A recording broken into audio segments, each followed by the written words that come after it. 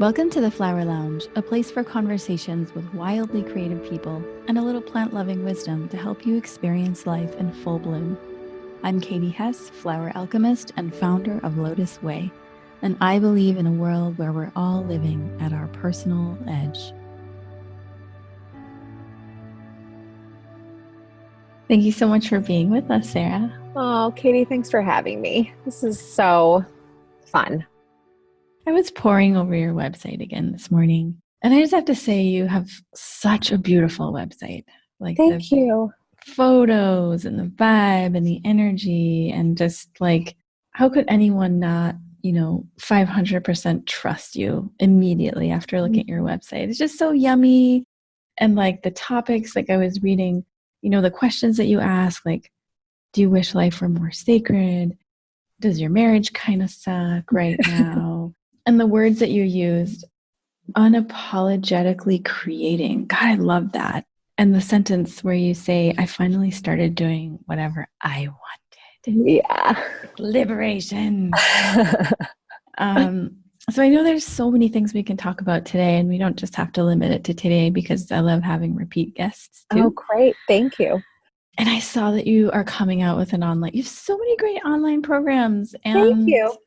I saw that you're coming out with like a body, loving your body program. I am. So I want to ask you about that. But I'm just going to before we start, give props to Robin Sandomierski for connecting us. I know. Thank you, Robin. She's told me so many good things about you and shown me your beautiful geometric space. And it's been in like the back of my head that I would love to collaborate with you or do some sort of event there forever now. So, oh my gosh, I can't wait. It will be such a treat to have you. Robin's been such a gift to me. When I moved to Medfield, I questioned it because I am such a magical person, and everyone just kept telling me that, outside of Boston was not a magical place.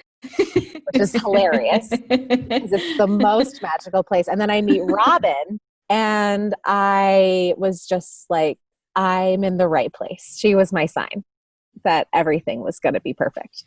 She's great. I've been working with her since before the book launch, like 2016. And isn't she just like the most amazing kind of magnifier of what we're all up to? She really is. She really is. And she's the one, we teach what we have to learn. And she's always really reminding me that the only reason I'm here is to be the fullest expression of myself and to just lean into that more and more every day. And it's been so helpful to have that reminder since, I'm reminding people to do that in my work. But we all need the people that can hold us to the fire lovingly, Right. And gently. I wanted to ask you, first off, two things. How are you constantly unapologetically creating, and how do you encourage others to do that? Oh, so I was not unapologetically creating for a long time, and I was following the rules. I went to the best college I could get into.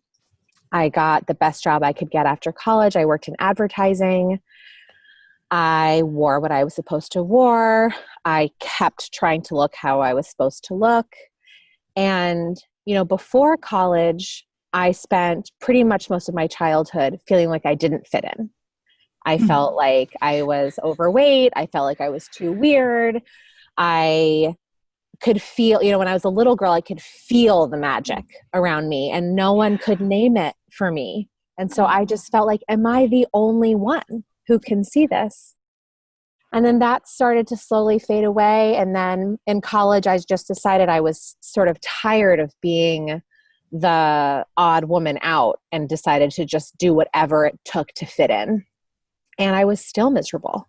And then I got my job in advertising and I was miserable doing that. And I had a super hot boyfriend who was in medical school and, like the whole thing. And then I decided to quit my job in advertising and become an emotional eating expert.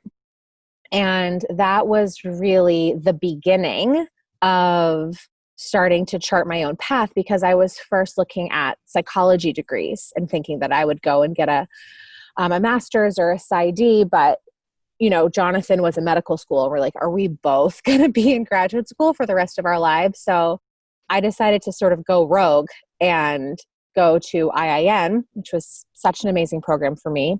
And, then it was just layer after layer of, I thought I was going to be happy now. It's like, I got married. I had the kids. We got the beautiful apartment. And then I was just like, wait a second.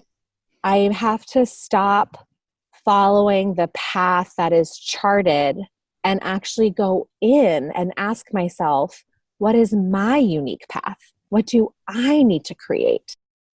And and then like everything fell apart, and I found we wanted to move to Massachusetts. We were going to move to just like a small house in a neighborhood where all the houses look the same, which I think is great for a lot of people, but it was just for me such a symbol of my life.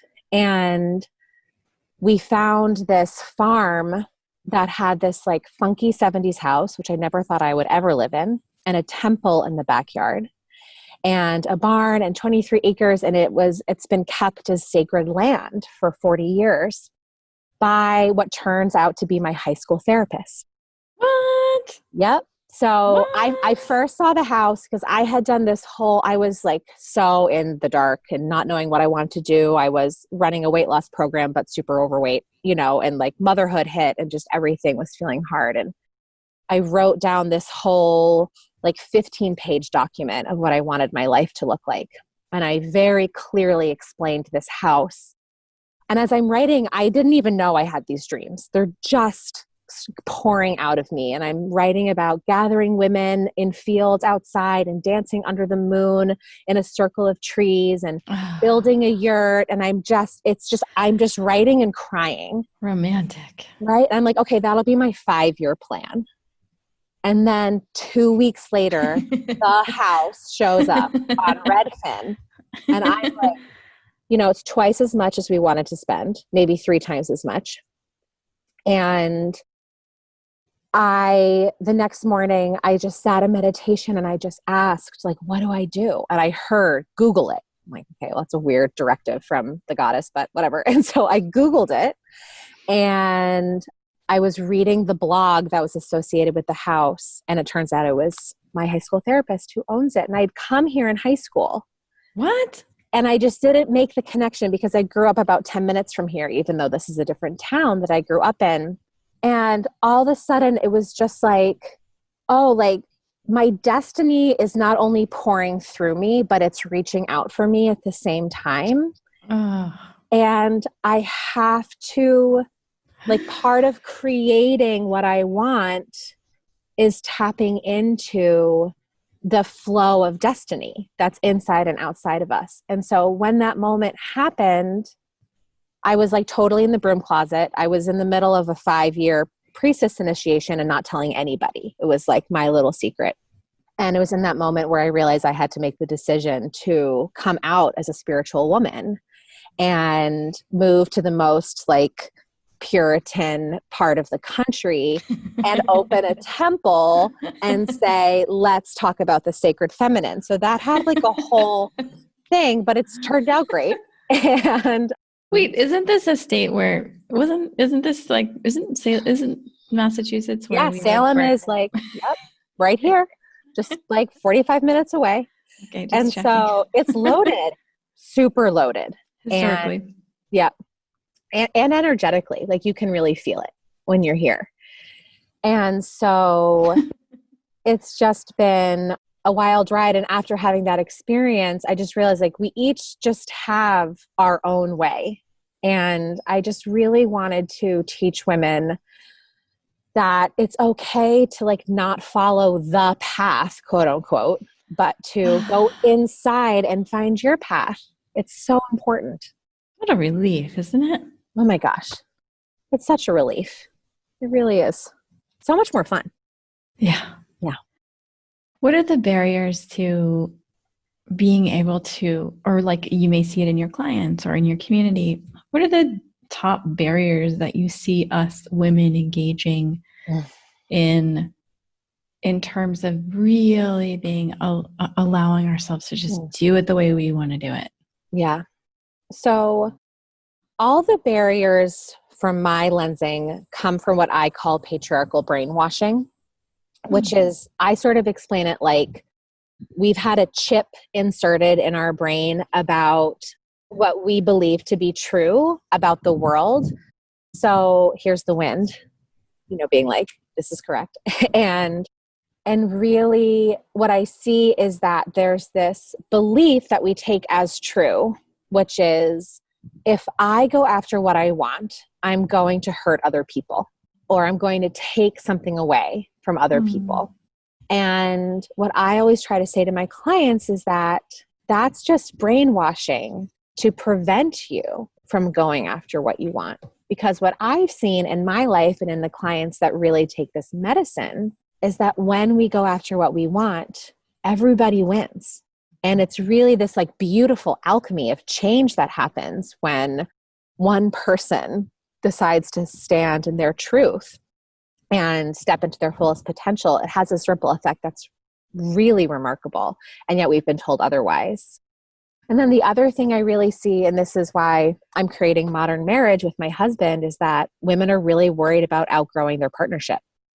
And they've projected so like all of their barriers onto their partner. And it's usually, I see it more in women who are in heterosexual relationships with their male partner because of cultural conditioning. And it's really hard.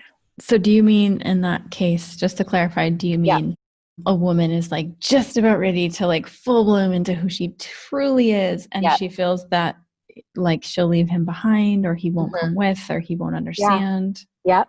He'll reject her. It's like oftentimes I see women feeling like they have to choose between themselves or their marriage. Oh. And it's really hard, and it's often not true. And that's something that I've been working with my clients a lot. And now we're really wanting to get the men involved because there's so much growth available when we actually move through that barrier. And to me, I've seen just like exponential evolution in my clients' transformation when we go to that area. And what do you see? Like, I love the idea of inviting in the men. And what do you see when we're able to do that? Like inviting them into the growth experience as well. Yeah. So I really feel like we have insanely low standards for men. And, the masculine is here to serve the feminine. And if we are only asking for half an appetizer, then we're just never going to get the whole meal, And so I see this sort of vernacular around men don't get it, men can't grow, men don't understand, they're so stubborn, they're always going to raise their voice at me, I'm always going to feel uncomfortable. And there's never a strong request for what we actually deserve to receive in partnership. And so I think it has to do with raising the standards. When we do that, most men, I find, really show up and evolve themselves. And I just really believe, like I had this really big conversation with Jonathan a couple of years ago where I said, we need to be a couple committed to growth, both of us, because I don't want to just grow on my own and have the environment and the frequency we are creating in the home, because there's two of us and we're in a sacred union, be a mismatch. When we're together, we're a third entity. It's not just me and Jonathan, it's me and Jonathan and our relationship and the frequency we're creating. And if we are in dissonance because I'm growing and moving and transforming and he's in a frequency of being stuck, that's deeply uncomfortable for both of us and for our kids. And so I just feel like I don't think it's too much to ask for our partners to grow, but I definitely see people talking about that it's just too much to ask of men. And I think that's ridiculous. Well, and it seems, I've always been a proponent of like the best relationship is one that makes you better than you are alone. Yep. And so if we can to that standard. Okay. So two more questions that come up from that. What is a strong request? Okay. So there's a request that's like you're washing the dishes and it's like, oh, hey, I was thinking that maybe tomorrow, like you could take out the trash. Is that okay with you? Like, that's not a strong request where it's like thrown in and it's like super loaded, but you're not talking about how it's loaded. And it's like a little bit passive aggressive and then everyone gets confused.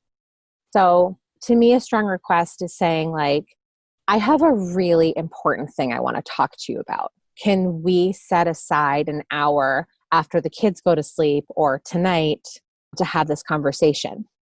And then all of a sudden there's like a sacred space that you can create together. And then I always I'm like, I'm nervous to have this conversation with you because it's a big request. And that's just real, you know? And I'm worried about being rejected. And then it's just like this is something that Jonathan and I talk about a lot publicly. You know, I've had to request a few times about his tone in the house with me.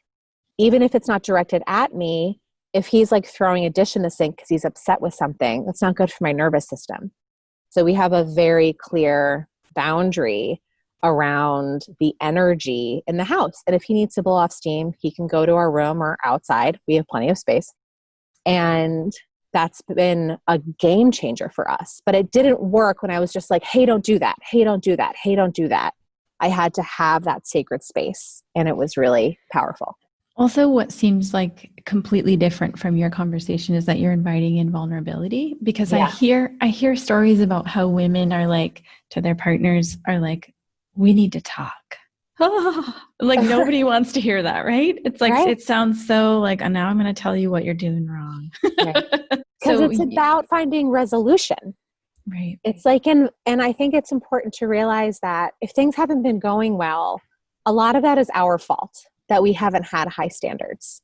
And so I always encourage my clients to say, you know, this isn't working for me. And I'm sorry I haven't brought it up before, but I'm really a stand for what I want to create going forward. And I think that's a really different feeling.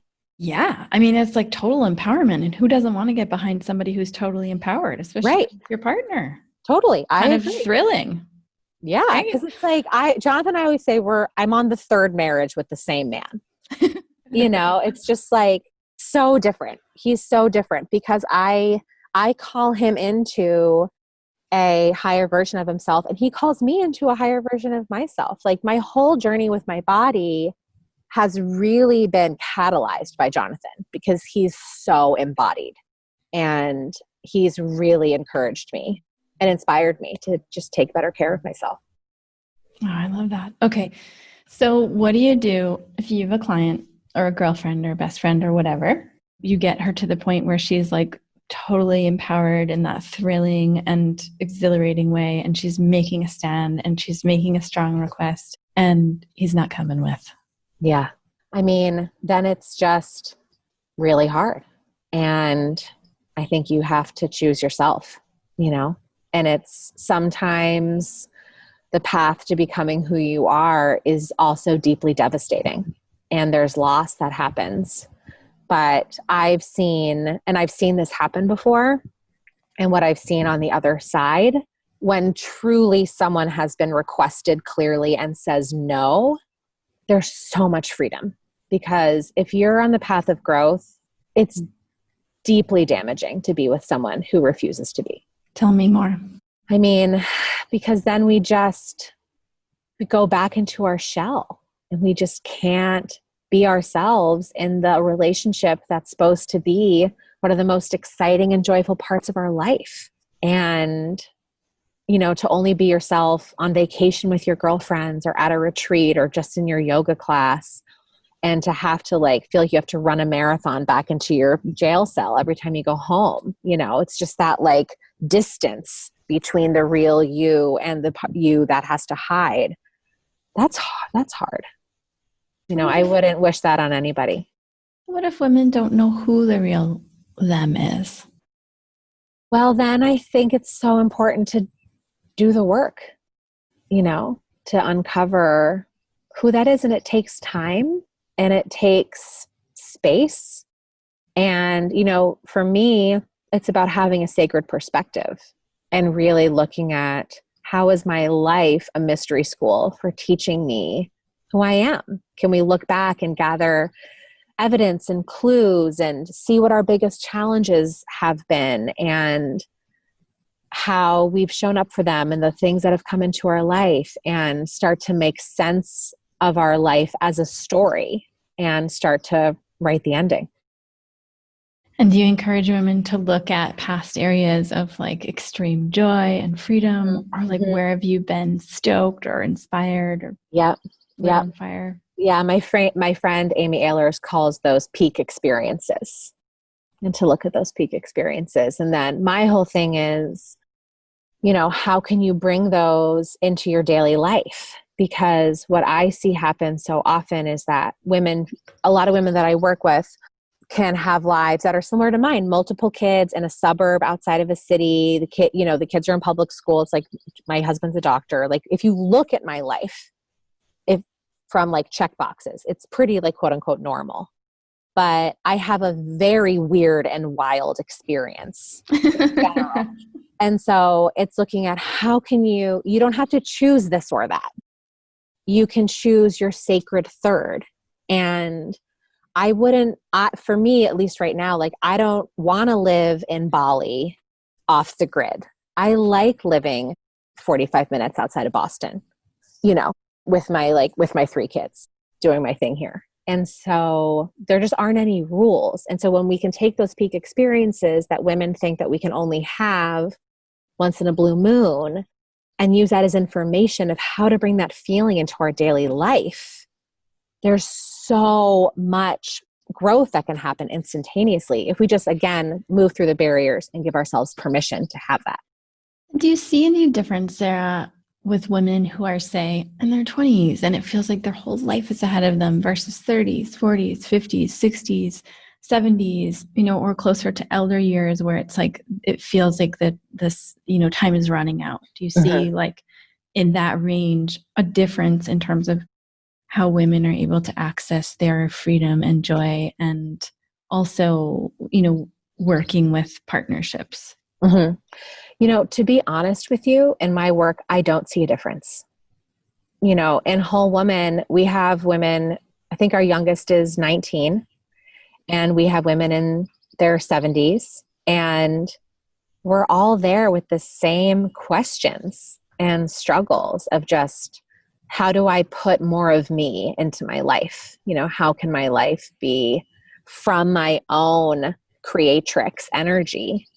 And so to me, it's very universal, which is not what I expected. Because they always say like, oh, once you're 40 and once you're 60, like everything changes. And it's probably just the nature of my work. But I find, at least within my work, it's really similar. And how wonderful this like multi-generational experience of being able to see that we all have the same questions, right? Yeah. And it's beautiful for the younger women to see, because oftentimes we think, and this has been part of the brainwashing, when I have kids, when I get older, when I have the house, all these things that we've been promised will fulfill us. We have women who are older saying like, that's not it. Yes, I love my house. Yes, I love my kids. And I am not my relationships and my belongings. I have to be me. And so to see that down the line is such a gift for the women I have who are younger. I mean, also even just thinking about death, so many friends with parents die recently, and the whole idea that there isn't any belonging or relationship we take with us. Like it's all us. Right. And so it makes sense to cultivate the only thing that we can take with us when we die. Yes, exactly. That's such a beautiful way to put it. I love that. So can you tell me more about the weird and wild? Yeah, totally. So, when I moved to New England, it felt like my coming out party as a magical person. And that was super fun. And it's like I'm the only one showing up at the grocery store in a jumpsuit with no bra. And like that in and of itself is exhilarating. Because people are like, who is that person over there? And so, and what's so great. And so I show up with my insides on the outside. And when I do that, people recognize their inner weirdo in my earrings.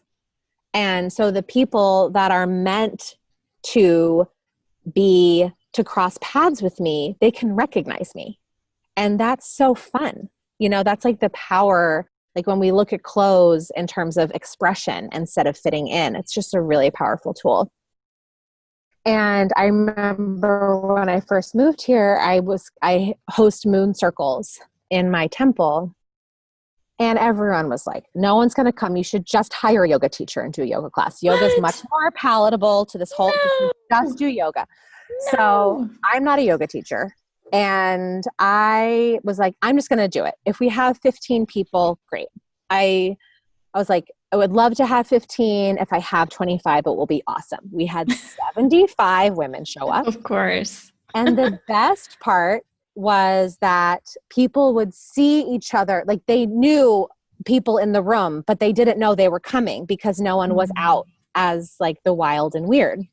And so to see that happening is really fun. And I'm not the only one, but I just see it, you know, in my pockets of friends and my community here, you know, and like we have a lake and I go skinny dipping with my friends all the time. Oh, my favorite. It's my favorite. And I'm so sold. I'm just coming to see you to go skinny dipping. Yes, that's great. all we do. Perfect. That's all we have to do. And it's like, I'm raising my kids to be magical. You know, like yesterday, Marshall goes, Mama, I think I have a stomach ache because of the Great Awakening. And I'm like, okay, great. Like, let's go into that. And Annabelle last week got a cut and I was like, do you want a Band-Aid? And she's like, no, my guides are taking care of it.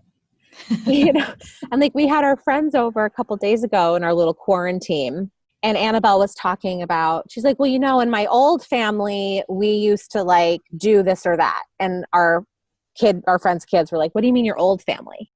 And Annabelle's like in my past life. And they're like, what do you mean a past life? And Annabelle just sort of looked at me like, can you please explain to them what a past life is? And so I just love that to them, it's normal.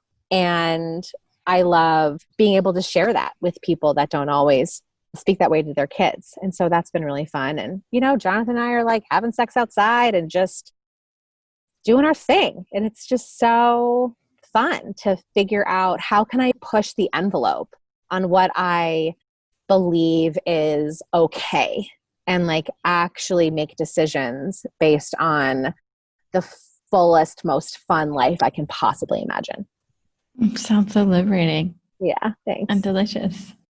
It reminds me of a little bit, you have that kind of energy. I think it's kind of similar to Robin, actually.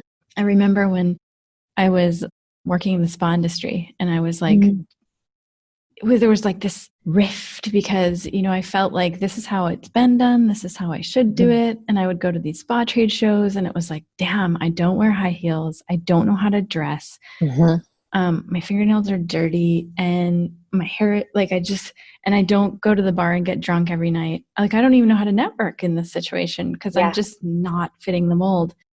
And I mean, eventually I found spa groups that were more like into sustainability and it were all worked out. But where it really fit, where things really started to bloom and feel good was when we said, you know what, in business, like, let's just take this amount of money that we put towards those events and put it into having our own events. And that's when we started doing the flower lounges and buying thousands of flowers and mandalas and inviting people in. And it was just like just feels so different, right? So different. And that's the difference between gatherings and temple work.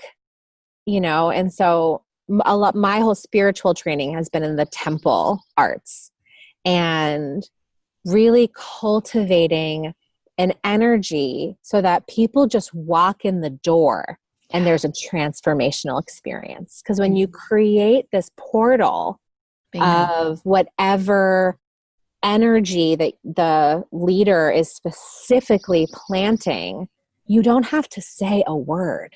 Yes. People just come in and melt into that frequency. And it's really powerful. Talk about opportunity for divine feminine, right? Exactly. I mean, and not as a male female thing. I mean, I think we've been through the whole, you know, how many lectures and people talking from the front of the room. And now both men and women are able to have this more expansive, spiritually infused experience that doesn't rely on, putting being something down your spoken throat. to. Exactly. Right. Yeah. Yeah. It's just about providing space for people to have their own experience and to allow their inner teacher to come out. But, when you're at a lecture, the person on the stage is the teacher. But when you're in a circle, that your own wisdom is the teacher. Your own wisdom is the teacher. And I just think we need more of that, because I have no idea what anybody else's joy is going to come from. I'm just here to help them access that. God, that's so good. And so, how do you in your business, like I was saying, from the don't wear high heels to the flower mandalas. Yeah. Yeah. How have you also brought this idea of what you want to do, what feels good to you, what's sacred to you into your business to, where you can actually make money and survive and support your kiddos, but it's infused into your business? Yeah, this is a really great question because it's very fresh for me. My business was one of sort of the last places I played by the rules for a very long time. And I didn't notice that I was doing it for a while. And so I had this model, which is very popular in the online marketing world, of doing these big launches and opening and closing, the doors. There's no doors, but the fake doors to a program. And creating all of this scarcity and FOMO. It might never happen again, right? I never happen again. And I so did that. My old program, Live More, Way Less, almost didn't happen again, I think 10 times. I mean, it was just hilarious. So without a doubt, I would spend tons of money on a launch. We'd get all teed up. I'd work on it for 6 months. And then day 2, one of my kids would get sick. And then the second kid would get sick. And then the third kid would get sick. And then all of a sudden, I can't show up for this huge investment that I put in. And the launch was just a nightmare. And then, of course, talk about temple work. I'm not in a good frequency. And so I'm not magnetizing people because I'm now mad at my business that I created, that I can't just hold my kids while they're throwing up. And it was terrible. And so I took a lot of time off a year ago because I supported our family for all of Jonathan's training, which was 11 years. Whoa. And he's a urologist. Years. Yeah. So we did 5 years of medical school and then 6 years of residency. Whew. It was super intense. So, and then the last 3 years, I had 2 babies back to back. And so it was really hard. And then we moved here. We took on a really big investment. I had to keep working to make it all work. I got pregnant again. And then I tried to go back to work when my youngest, Hazel, was 9 months old, and I just completely fell apart. So I passed the baton to Jonathan and I said, please figure this out. It's time for me to have my break. And so I took some time off and it was really beautiful. And I realized that I needed to create a really different business. And so I decided that I was never going to launch my programs again. And I wanted to be more I decided I wanted to be more like Taylor Swift and less like an internet marketer. And so I've been creating these programs like art, and then creating art in my website and creating art in the email invitations. And they're just going to be open. Right now, Whole Woman is up. Whole Woman is my membership I've had for about 2.5 years now. And then Modern Marriage is almost done. And then I'm coming out with Home probably in a couple months. And it's just available because I don't want women to feel like they're missing out on my program. I want them to feel like they're missing out on their life if they don't get the help that they need. And maybe that's me and maybe that's somebody else, but I want them to feel the inner authority instead of the outer authority, and really know what they need instead of being am I getting a deal? Is it the right time? Is it going to go away? I feel like that just shuts down our knowing. And for me, it's been amazing because it's working. I've had one of the best months in business since I've just opened the doors to Whole Woman indefinitely that I've had in a really long time in the middle of a pandemic. So there's a match for everybody. And I really believe that when we find, the way we do business is as unique as our fingerprint. There's no one way to do business. And I was like going down the rabbit hole, and I was sitting with one of my friends. This was like 6 months ago. And I was like, you know what? I think I'm just going to hire the goddess to be my business coach. And I'm just going to ask her what I should do. And she's the one who showed me my website. And she helped me write I have like 3 emails that gently encourage people to take my program just so they know if it's right for them. And it was so easy, and it's working. So it's been great. What a relief. I know. It's true. I've been asking the flower essences to just tell me what to do as well. So good. It's great. Then you just get out of the way and just... Yeah. And I think that's a big reason why too, this has been such a great month in business for me, is because I'm taking 5 flower essences, including crown flower. Yeah. And right. I really feel like I have so much clarity and like a soft feminine energy. I'm taking expansive presence, which has been a game changer. I mean, all of them. I'm taking expansive presence, crown flower, radiant energy, squash blossom, and fierce compassion. So good. It's been so good. And I just feel like I'm moving through things, with ease and speed. And I'm just like at my own pace, which is like sometimes super fast and sometimes super slow. And there's just this feeling of forward momentum that doesn't feel like, that feeling that I used to have in business of this hustle. Not so much efforting. Right. Not so much efforting, just like more art and less efforting. And, to me, that's the feminine, just like letting it come through. Right. Yeah. And having space for that, because when I had a deadline of a launch, I had to meet a deadline. And now I'm just creating bodies of work. And when they're done, they're done. And I'm lucky that I have a business that supports me while I do that. But that was also after 10 years of creating that business. Yeah. It's very like deliberately. This isn't something I've done yet, but it's like birthing a baby. It's not like you can say, I'm going to give birth on 7/7/2020. And they're going to come on 7/7, right? It's like, that's not how nature works. There's no deadline. I know. It just comes when it comes, when it's ready. Totally. And like my babies have been so funny because Marshall was 2 weeks late. And then Annabelle, I had really high blood pressure because I was super stressed and launching all the time. And so I had to get induced early, which was a big surprise. And then Hazel was 10 days late. So, late of the guest date, they were right on time. But, my births have been such a lesson for the rest of my life of just, there's just no plan here. They were also all surprises.